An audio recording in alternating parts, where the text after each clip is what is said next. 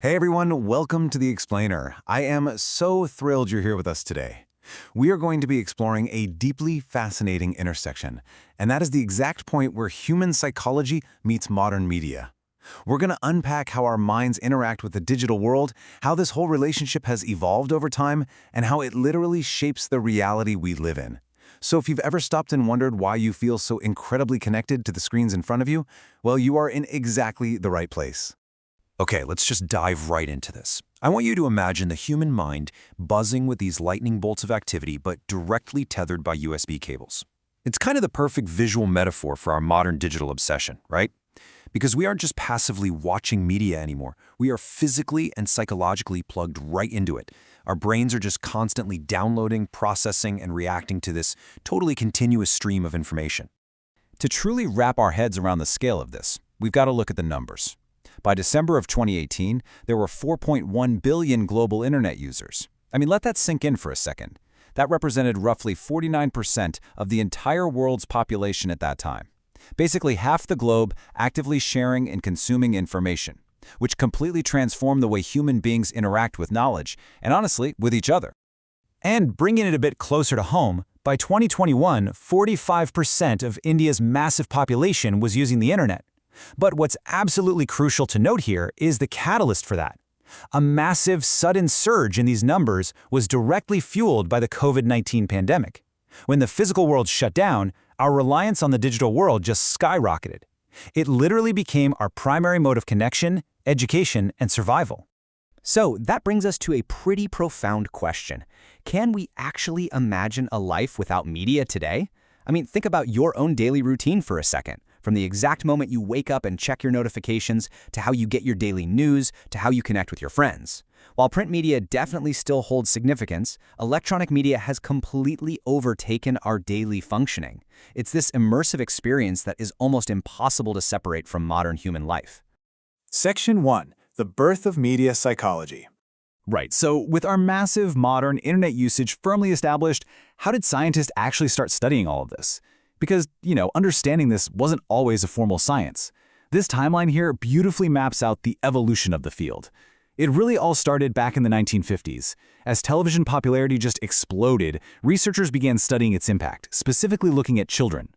Fast forward to 1986, and the American Psychological Association officially recognized this growing field by forming Division 46, which was entirely dedicated to media psychology. Just 4 years later, in 1990, the internet was born, which obviously completely changed the landscape all over again. And then, as we just talked about, 2021 brought that massive pandemic surge. So what literally began as scientists watching kids watch TV has evolved into this incredibly complex science analyzing a globally interconnected digital mind. Section 2.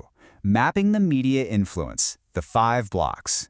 Now, academics study media influence through specific frameworks, and when we translate these frameworks, it actually gives us a really fascinating map of how media shapes our reality. The crucial thing here is how these dry academic themes translate directly into our daily behaviors. First up, let's look at the virtual worlds block. This isn't just about VR headsets, it's about parasocial relationships. That unique one-sided bond fans feel with a celebrity or an influencer, as well as gaming behavior. Then under persuasion, we see how media positively or negatively influences us, and how modern advertising has completely changed its landscape to target us. Representation deals with some pretty heavy societal impacts, which we'll dive into next. And finally, education highlights how media technology actually aids learning. So this isn't just a list, it is literally a blueprint of your daily scrolling habits. Let's zoom in on that representation piece for a second. Because media doesn't just reflect reality, it actively constructs it. The sources highlight that the way gender, older adults, ethnicity, politics, and even mental illness are stereotyped in the media plays a massive role in shaping our social behavior. Furthermore, the way crime is represented, including the huge rise in cybercrime, directly impacts societal viewpoints. We're looking at a powerful agent of socialization that neutrally, but very effectively, regulates human behavior based on what it chooses to show us and exactly how it chooses to show it. And this brings us to a really fascinating contrast. Media influence is absolutely a double-edged sword. On the positive side, media acts as a wonderfully powerful tool for health communication and education, actively working towards destigmatizing certain behaviors and raising awareness through targeted campaigns. But on the flip side, that exact same medium can harbor some pretty severe negative influences. We see this manifested in things like media violence, body image issues and eating disorders, and the dangerous misuse of the internet that leads to severe gaming addiction. It's just this constant push and pull between enhancing our well-being and threatening it.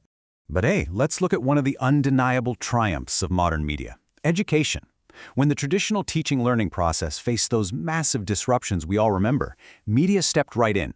We saw a completely new era of virtual learning initiatives taking off.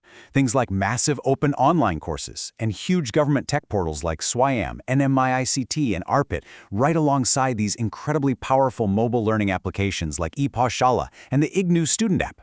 This brilliantly demonstrates the positive, practical applications of new technologies to aid and actually expand human development. Section 3. The Ancient Wall of Text. A Historical Anchor.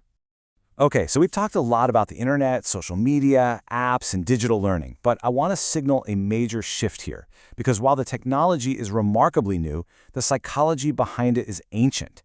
We know humans have this innate desire to share knowledge, but how did it all begin? Before the internet, before television, before even the printing press, if you had a core belief that you wanted to broadcast to a massive audience, what exactly did you do?